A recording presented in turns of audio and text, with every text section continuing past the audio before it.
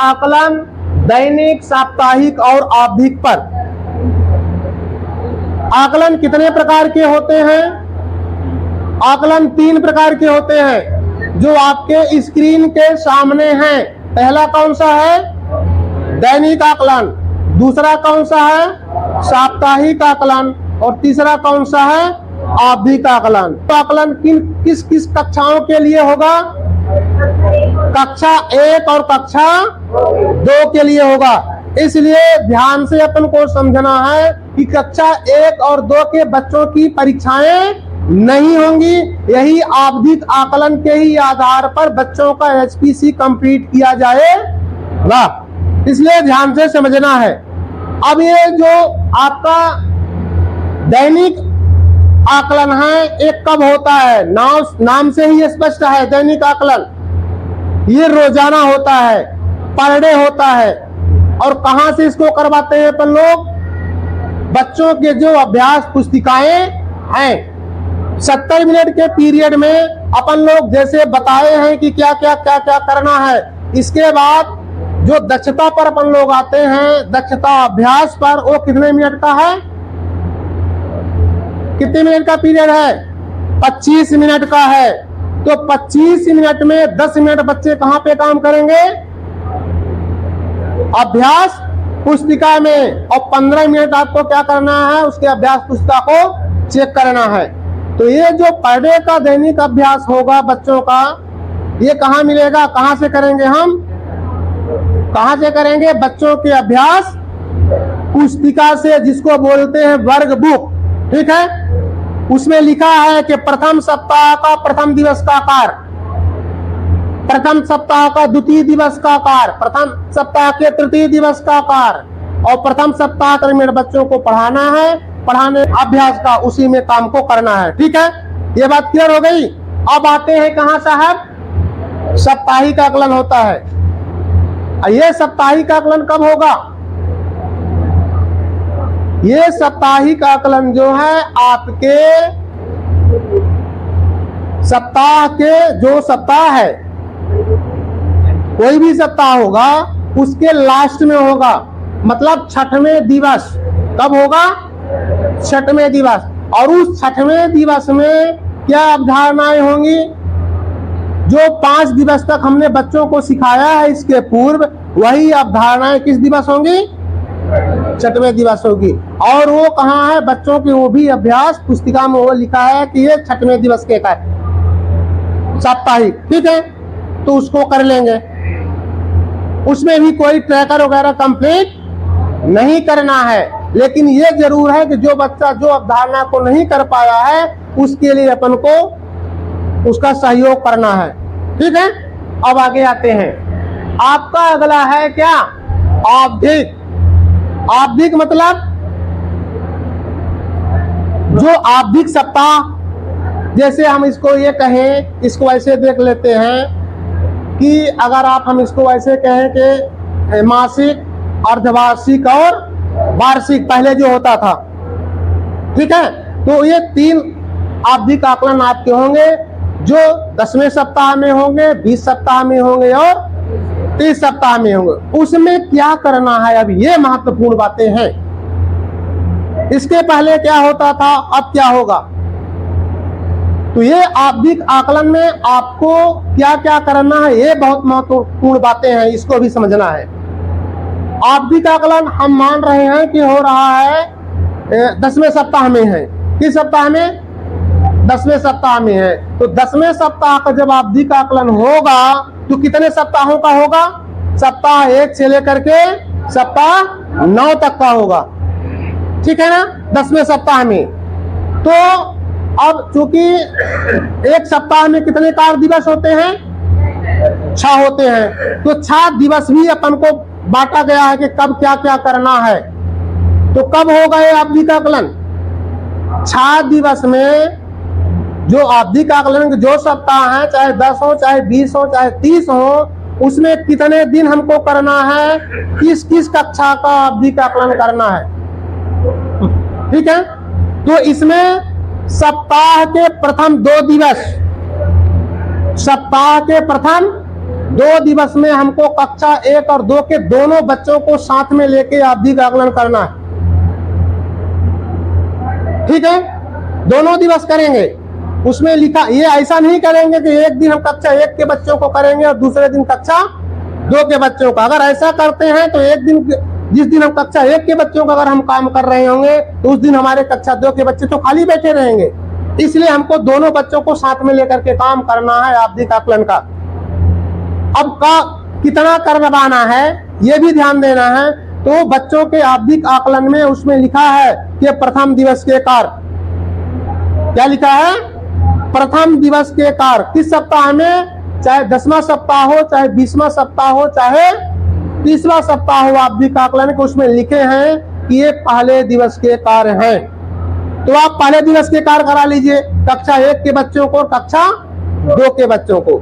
और फिर क्या करना है, जब आवधिक आकलन हो जाएगा तो फिर आपको उसके वर्ग बुक को चेक भी करना है। उसी दिन जो प्रथम दिवस के कार्य थे, तो प्रथम दिवस के कार्य कराने के बाद आपको 15 मिनट का टाइम है, आप उसको क्या करेंगे, वर्ग बुक चेक करेंगे। जब वर्ग बुक चेक हो गया तो उसी दिन आपको, उसी दिन जिस दिन आपने काम कराया है प्रथम दिवस के, उसी दिन आपको तीसरा काम हो जाएगा ट्रैकर को भरने का। किसका काम हो जाएगा? ट्रैकर को भरने का। उसी दिन जो प्रथम दिवस के कार्य हैं, हमने प्रथम दिवस परीक्षा लिया बच्चों का, फिर इसके बाद वर्ग बुक को चेक किया। वर्ग बुक चेक करने के बाद क्या फिर करना है, ट्रैकर कंप्लीट करना है। इतना हो गया। और ट्रैकर कंप्लीट करने के बाद प्रथम दिवस के कार्य में ही प्रथम दिवस का समूह का निर्धारण हो जाएगा, उस अवधारणा का, जिस अवधारणा का हम प्रथम दिवस में परीक्षा लिए हैं। अब आते हैं द्वितीय दिवस। जब द्वितीय दिवस में हम आएंगे तो द्वितीय दिवस के भी हम जो कार्य हैं उसको बच्चों का पेपर ले लेंगे। आवधिक आकलन का मतलब जो अभ्यास पुस्तिका में है, लेने के बाद हम वही करेंगे बच्चों का। फिर द्वितीय दिवस वाले कार्य को चेक करेंगे और चेक करने के बाद हम क्या करेंगे, ट्रैकर में उसको कंप्लीट करेंगे। ट्रैकर में कंप्लीट करने के बाद हमको दूसरे दिवस के जो अवधारणाएं थी, उन्हीं दूसरे दिवस की अवधारणाओं का भी बच्चों के लिए समूह का निर्माण हो जाएगा। हो गए ना?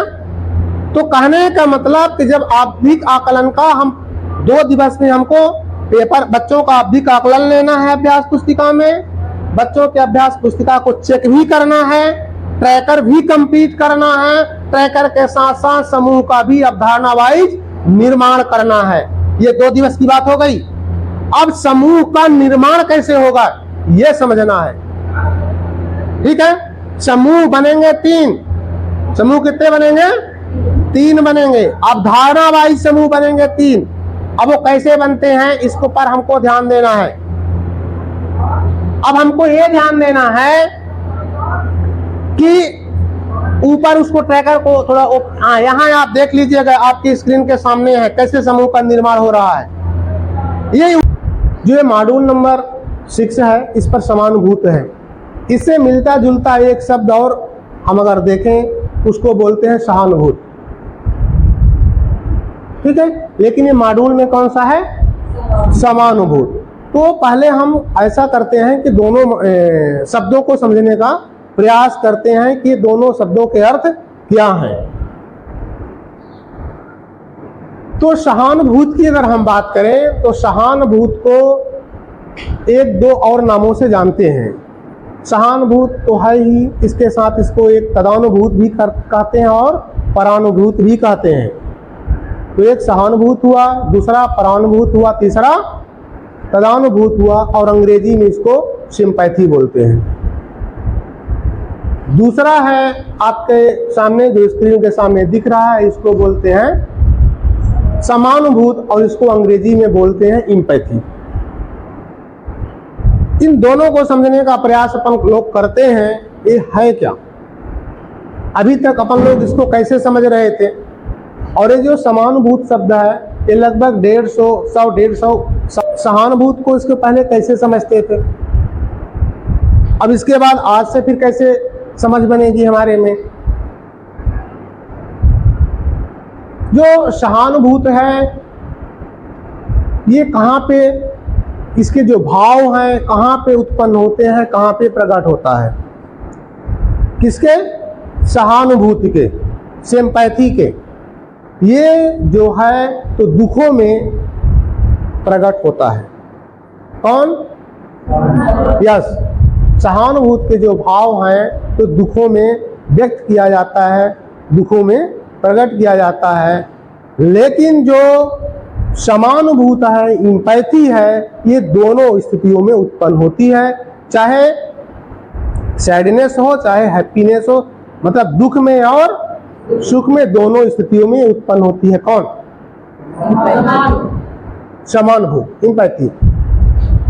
ठीक है, मतलब दुख के भी आंसू होते हैं और सुख के भी आंसू होते हैं। अब इसको एक परिभाषा से समझने का प्रयास करते हैं,